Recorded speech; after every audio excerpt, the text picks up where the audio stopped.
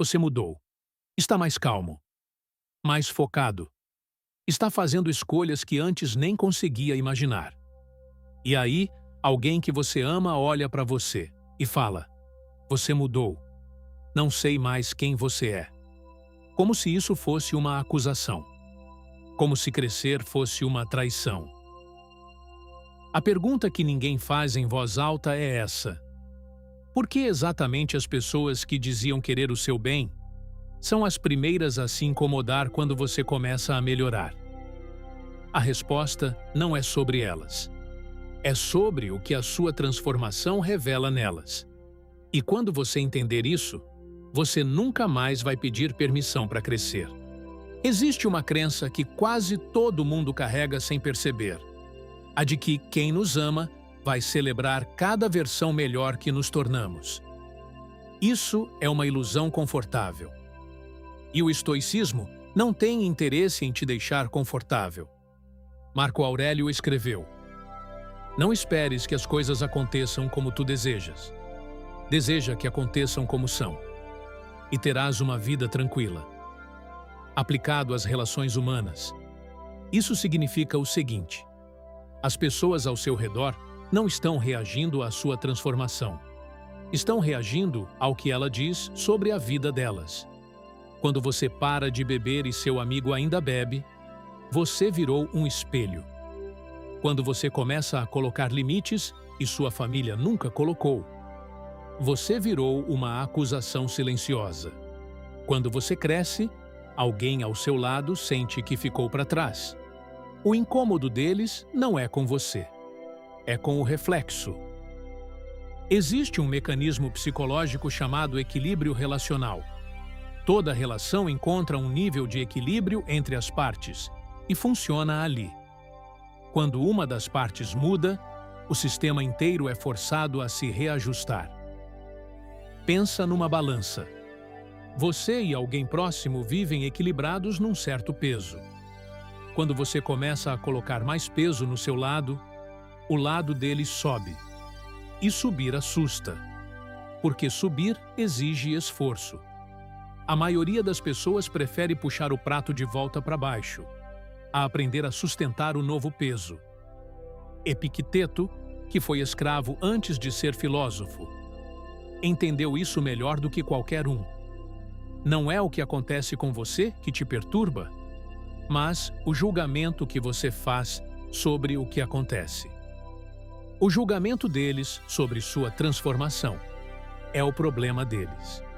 A questão é: você vai deixar o julgamento deles determinar o ritmo da sua evolução?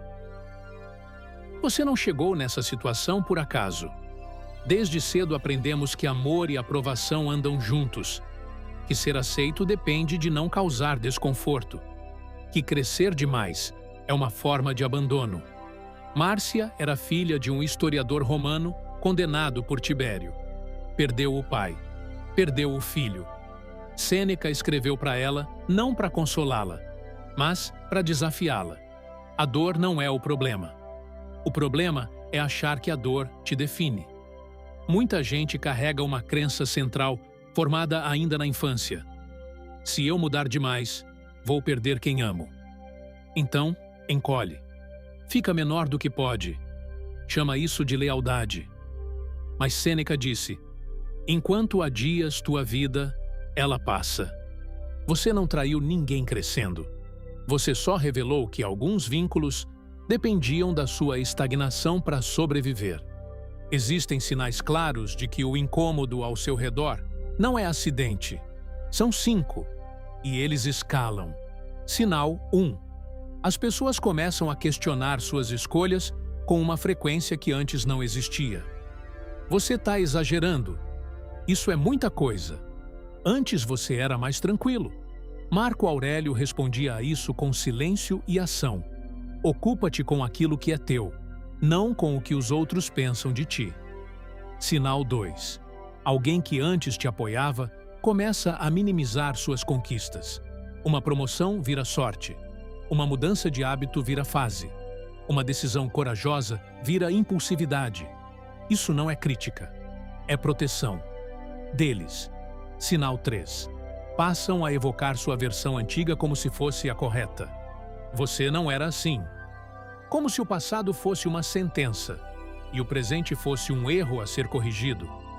Epicteto: nunca digas sobre algo que o perdeste, mas que o devolveste. Você não perdeu quem era, devolveu.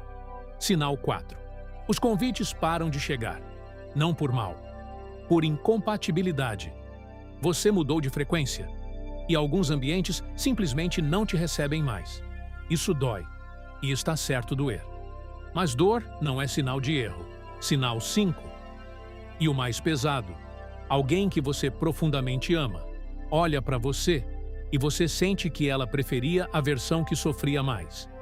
Porque essa versão precisava dela. Pórcia, esposa de Bruto, infligiu uma ferida em si mesma para provar que era digna de confiança. A força de uma pessoa às vezes intimida exatamente quem deveria celebrá-la. Quando alguém prefere seu sofrimento à sua força, isso não é amor. É dependência disfarçada de cuidado. Os estoicos não tinham interesse em gestão de relacionamentos. Tinham interesse em virtude. E virtude não pede desculpa por existir. Primeiro, separa o que depende de você do que não depende. A reação deles não é seu campo de controle. Sua consistência é. Epicteto: busca não que os acontecimentos se deem como queres, mas deseja os acontecimentos como se dão, e encontrarás tranquilidade. Isso não é resignação, é clareza.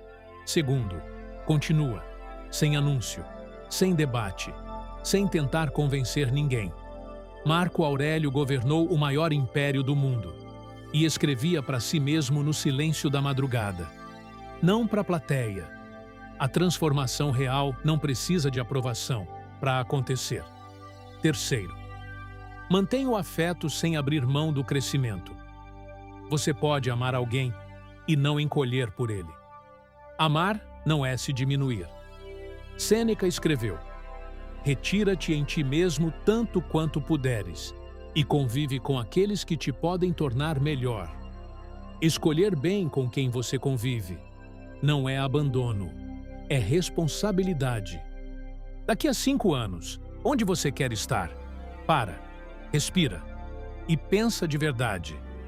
Existe uma versão desse futuro onde você manteve a paz, não causou desconforto, continuou sendo quem todos esperavam, ainda aparece nos mesmos lugares, ainda ri das mesmas piadas, ainda engole as mesmas opiniões que te diminuem e carrega em silêncio, todos os dias, a sensação de ter ficado aquém de si mesmo.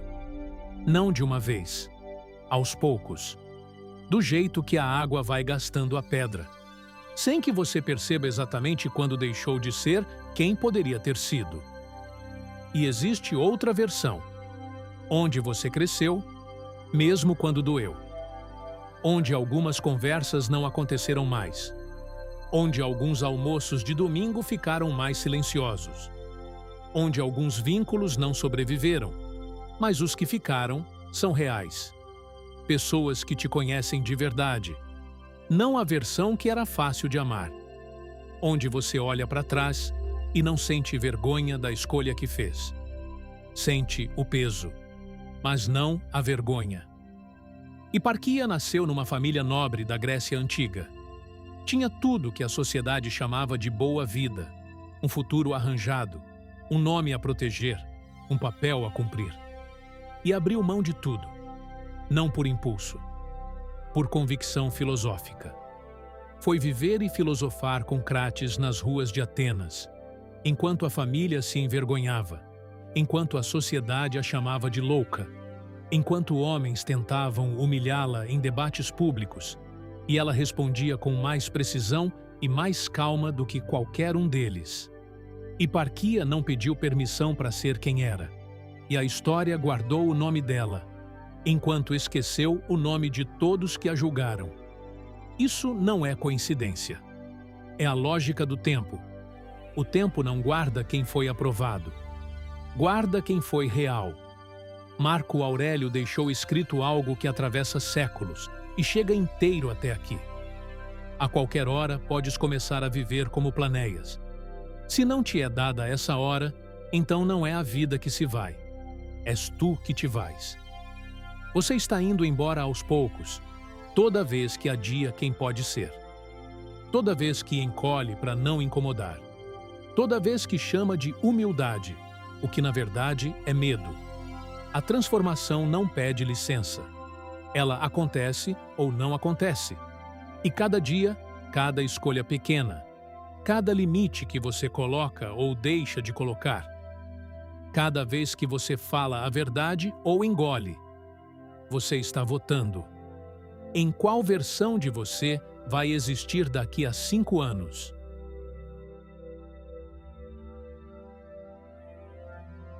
O voto de hoje é agora. Se esse vídeo tocou em algo que você ainda não tinha conseguido nomear, o like é o seu sinal para mim de que vale continuar construindo esse conteúdo. Ele não custa nada para você e diz tudo para o algoritmo. Se você ainda não está inscrito no Protocolo Estoico, inscreve agora. Essa não é uma conversa de um vídeo só. É uma construção. E você chegou até aqui porque algo em você já está pronto para essa conversa. Inscreva-se para blindar sua mente contra o julgamento alheio.